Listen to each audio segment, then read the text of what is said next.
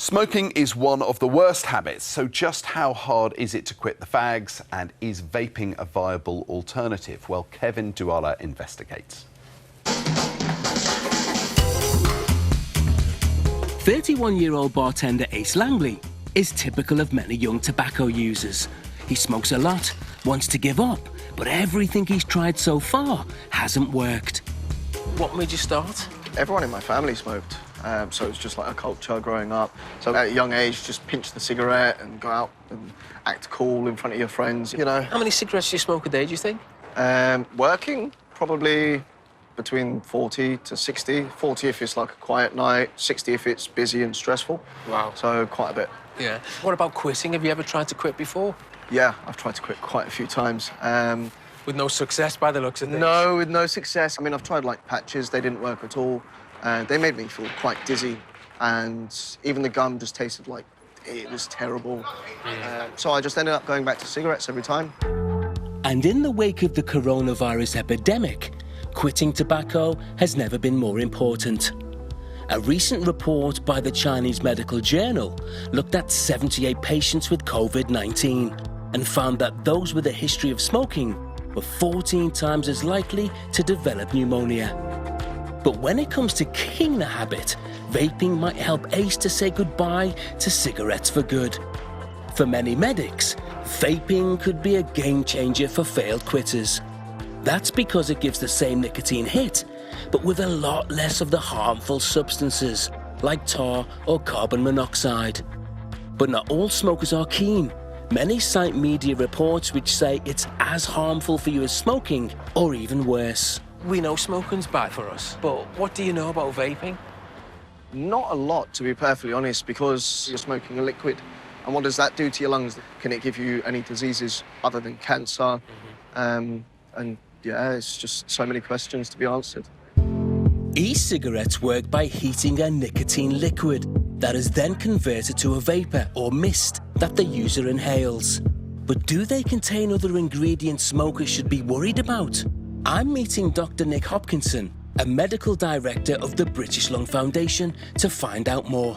What are the main differences in the chemicals and the ingredients between cigarettes and vapes? So I guess the main difference is that when you smoke a cigarette, you're inhaling tar and carbon monoxide, which are very toxic.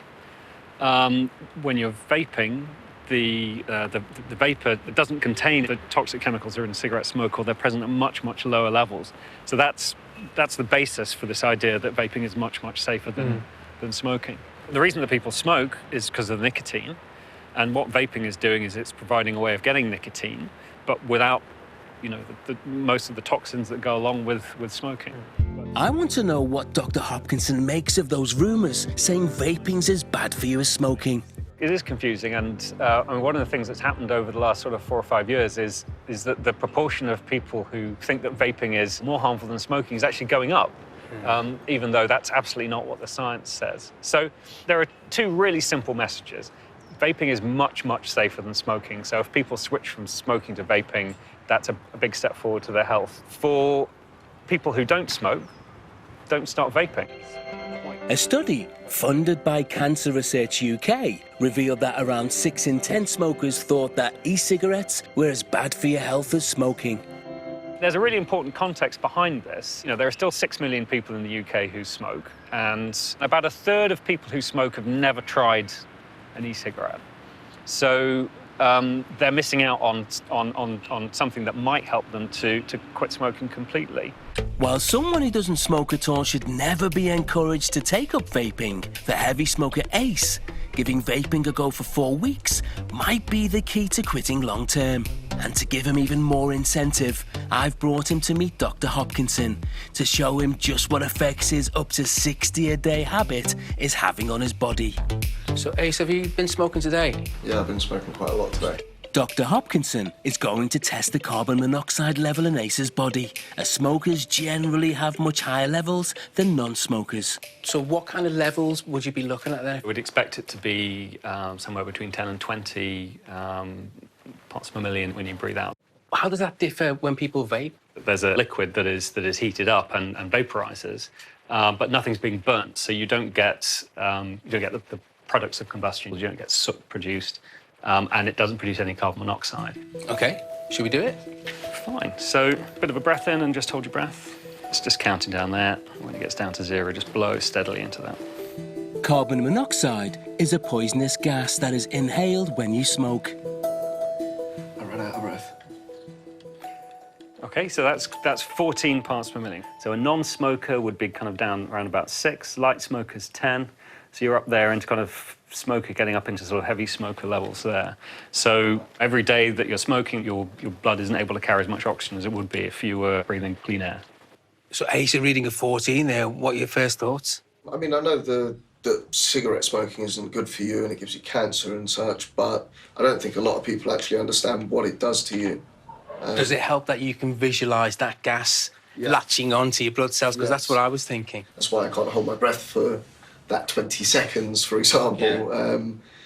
It's quite disturbing.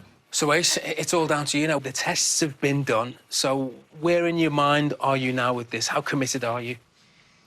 I'm 100% there. I mean, I don't want to see myself with a heart attack in the future or with proper health problems.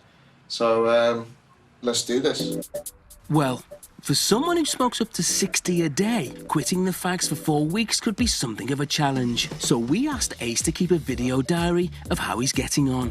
When I was at work earlier, I craved smoking a cigarette, and especially when everyone that smoked went out for a cigarette break. This was actually perfect. My cigarette craving is quite bad. It's not helping with the cravings as much as I had expected, but I think that's partly mentally. Ace is clearly struggling.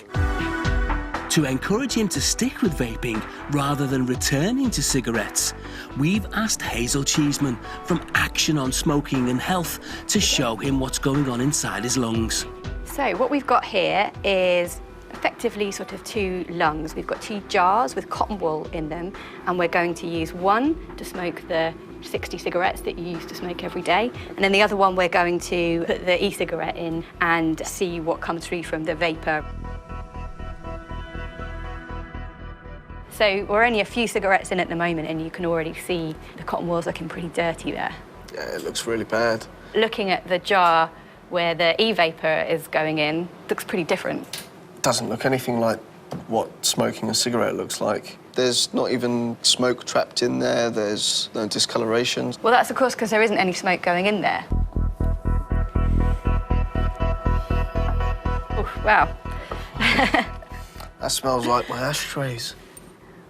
Ah. Wow, have a look at that. Just smear it across here so we can see what's coming off of it. That is disgusting. How does it make you feel about smoking now? Now it's quite eye-opening because I can imagine after the amount I've smoked for the time I've smoked, my lungs must be pitch black. I reckon your lungs might be pretty pleased with you right now for not having done that for a few weeks. And while Ace's e-cigarette still contains nicotine, it doesn't produce smoke or tar. So his other cotton wool lung is looking much better.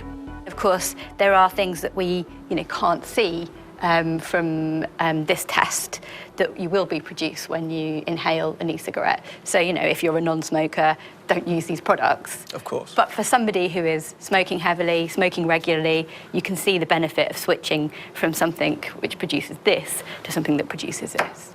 I can imagine what it's been doing to my lungs over that sort of period of time, and it's really kind of scary. I can happily say that after seeing that, I'm not going to touch cigarettes again. Ace was as good as his word and stayed off cigarettes. Happy days and happy vaping. Since the coronavirus has forced us all to keep our distance in public places, he hasn't been able to return to Dr. Hopkinson, the medical director of the British Lung Foundation, to see if his health has improved. But 5 weeks after swapping his packet of fags for an e-cigarette, I'm catching up with him to see how he's been getting on. Via video call, of course. Ace, how have you been? Not too bad, how are you? Yeah, I'm very good, thanks. I guess the important question is how have you been feeling since you've been vaping? A lot healthier than I expected. Not smoking cigarettes has improved my health dramatically. I feel a lot more energetic now. I do a lot more physical activities like running, so it's benefited me quite well. Looking to the future, how confident are you that you're going to quit smoking altogether? I've been reducing my nicotine content quite dramatically. I've been halving it every time. So slowly, I'm going to get to 0 nicotine and never need a cigarette in my life. Well, it's been great catching up with you, Ace, and congratulations, and keep going, man, keep going. Thank you very much, man. Take care. Bye-bye. Bye, Kev. Thank you.